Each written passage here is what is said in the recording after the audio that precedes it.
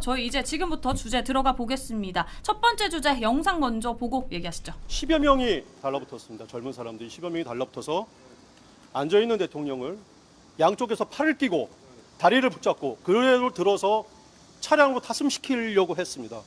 그 과정에서 완강하게 거부를 하시니까 다시 한번 앉아있는 의자 통째, 의자를 들고 그 의자에 앉아있는 대통령님을 같이 들어가지고 같이 또 옮기려고 했습니다.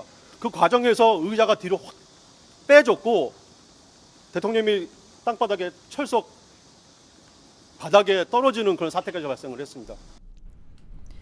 네, 오늘 오전이었습니다. 김건희 여사 특검팀이 윤 전 대통령에 대한 체포영장 집행 시도했지만 무산됐죠. 지금 영상 보셨던 것처럼 특검의 이제 무리한 체포 시도에 법률 대리인단 굉장히 화가 많이 난 듯 보입니다. 이에 대해서 이제 댓글도 제가 좀 확인해봤는데 보수 쪽은 이제 특검은 아니고 깡패 집단이다. 직위 해제하라. 뭐 이렇게 말하고 있고요. 진보 쪽은 아직도 대통령이라 착각 마라. 우파는 아직도 약하다. 이래서 안 된다. 뭐 이렇게까지 이제 지적을 하고 있습니다. 특검의 무리한 시도 어떻게 보셨는지 축하 인사 건네고 또 이렇게 무거운 주제 하려니까 좀 마음이 안 좋네요. 어떻게 보셨어요?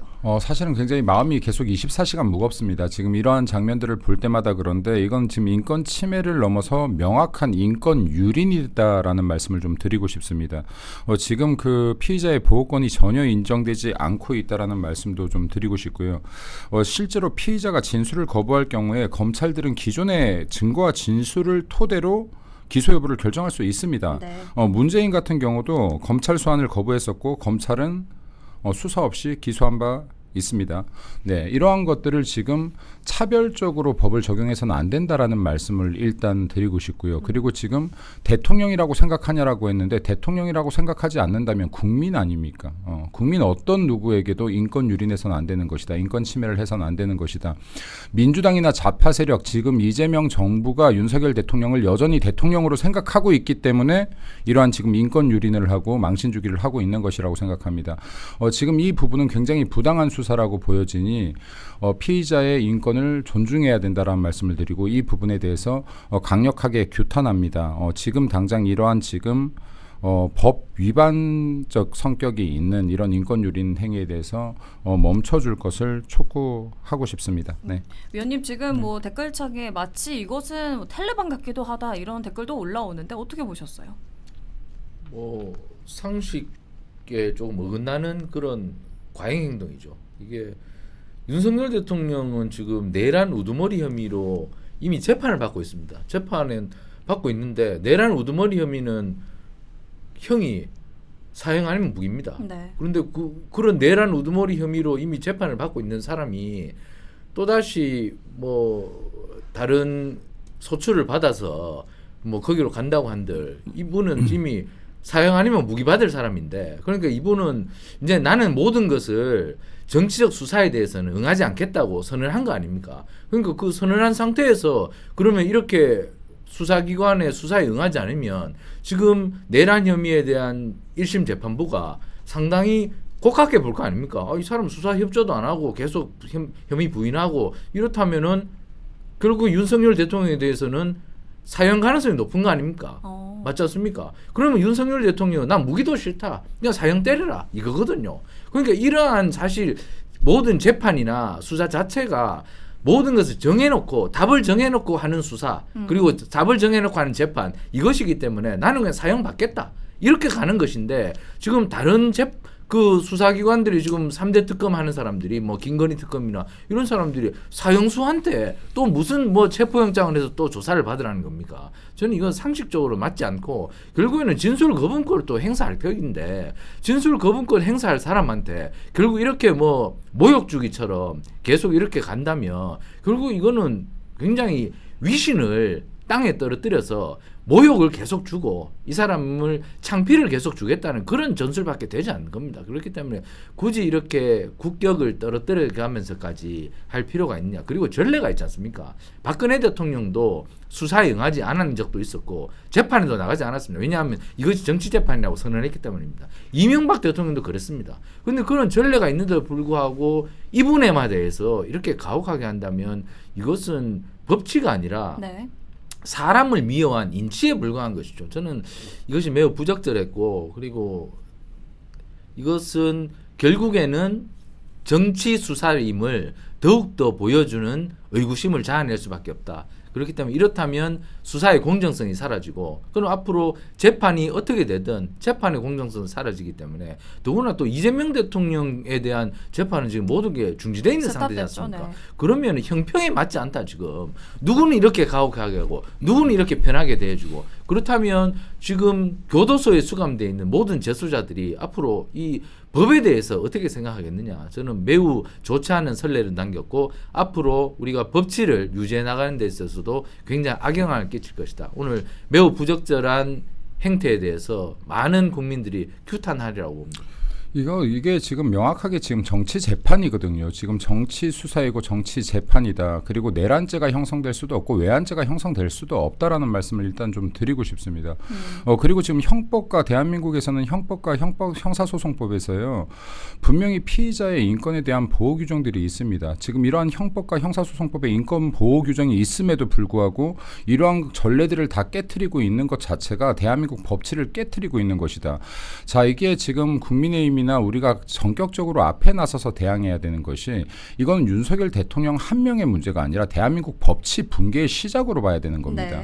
네, 정말로 강력히 맞서야 되는 것이고 지금 우리 당이 전당대회를 앞두고 있지만 이게 전당대회가 끝나는 순간부터 즉각적으로 지금 모든 정치 보복성 수사와 재판에 대해서 규탄대회를 정말 대규모로 열어야 된다고 생각합니다. 이건 맞서야 됩니다. 대한민국 법치를 지키기 위해서라도 맞서야 됩니다. 네. 사실 그 윤 전 대통령이 오늘 저희 썸네일도 보셨겠지만 의자에서 쿵 이제 뭐 떨어졌다 이런 이제 보도가 나왔는데 그 법률 대리인단이 브리핑을 한 게 아마 이제 너무 답답해서 이렇게 저희의 심경을 밝히는 겁니다. 이렇게 하면서 브리핑을 전했습니다. 그런데 아시겠지만 그 전에 이제 윤 전 대통령이 이제 체포를 거부하면서 뭐 속옷 차림으로 있었다 이런 것까지 지금 계속해서 노출이 되고 있잖아요. 어떻게 보면은 이제 오늘 이제 그 법률 대리인단이 답답해서 하긴 했지만 윤 전 대통령이 지금 체포 거부권을 이제 행사하는 그 과정에서 있었던 그 일련의 일들이 너무나도 세부적으로 국민들한테 전해지다 보니까 이게 어떻게 보면은 지금 목적을 계속해서 벗어나고 있다. 국민들이 다른 방향으로 윤 전 대통령의 수위를 입고 있었냐 입고 있지 않았냐, 윤 전 대통령을 어떻게 끌어내렸냐 이렇게만 되다 보니까 전직 대통령에 대한 예우가 점점 사라지는 기사들만 도배가 된다는 것도 문제예요. 지금 사실은. 목적대로 수사가 되고 있는 거죠. 사실 대한민국 특검 같은 경우는 제가 몇 차례 말씀드렸지만 대한민국에서 미국이라는 특검 제도를 가져올 때 미국은 특검 제도가 불필요하다. 이게 효용성이 없다. 잘못 운영된다라고 해서 없앴던 해입니다. 자, 그리고 나서 지금 특검은 여러 정치적인 재판, 정치적인 수사의 용도로 사용되었는데 이때마다 일어났던 게 망신주기예요. 그리고 하나만 말씀드려볼까요? 특검이라는 것이 야당이 요구해서 여당을 대상으로 했던 적은 있어요. 여당이 권력의 중심이니까. 네. 여당이 지금 야당을 대상으로 이렇게 특검을 하는 것 자체가 말이 됩니까? 이거 특검 제도의 운용 기본 취지와도 전혀 맞지 않습니다.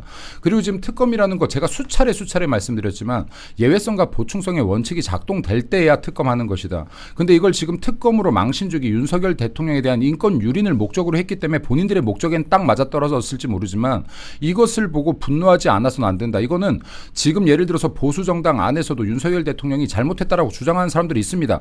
그 사람들조차도 분노해야 됩니다. 왜냐하면 이거는 윤석열 대통령 한 명을 지키는 것이 아니라 아까도 말씀드렸다시피 대한민국 법치의 붕괴의 시작을 지금 알리고 있기 때문입니다.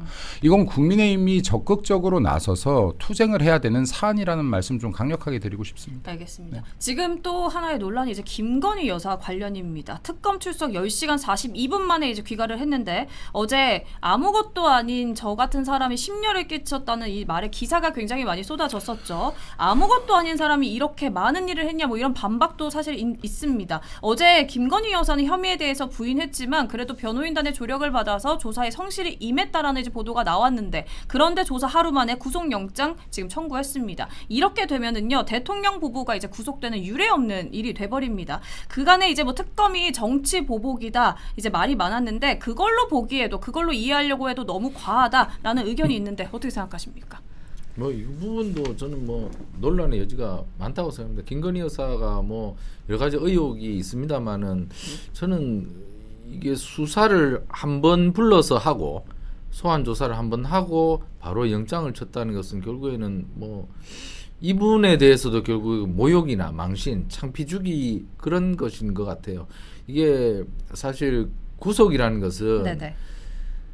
증거를 인멸하거나 그리고 도주의 우려가 있을 때 하는 것이죠. 근데 김건희 여사가 지금 증거를 인멸할 능력이 있습니까? 모든 일거수일투족을 다른 사람들이 모두 다 보고 있고 그리고 심지어 경호처에서 파견된 사람들도 심지어 그 명목은 보호를 위해서 경호를 위해서 온 것이지만 그들도 일단 간시자죠.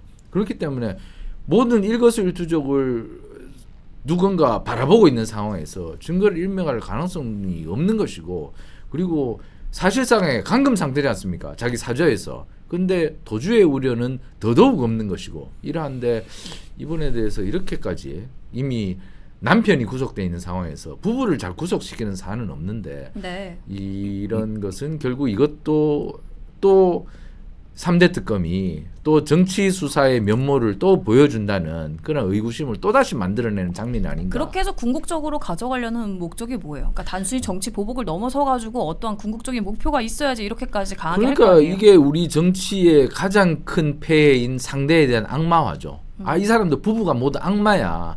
그러니까 이 사람들은 정말 있어서는 안 될 사람들이었고 존재해서는 안 될 사람들이었어. 이렇게까지 악마화를 해서 거의 다 뭐 굉장히 국민들 앞에서 모욕과 창피를 주는 거죠.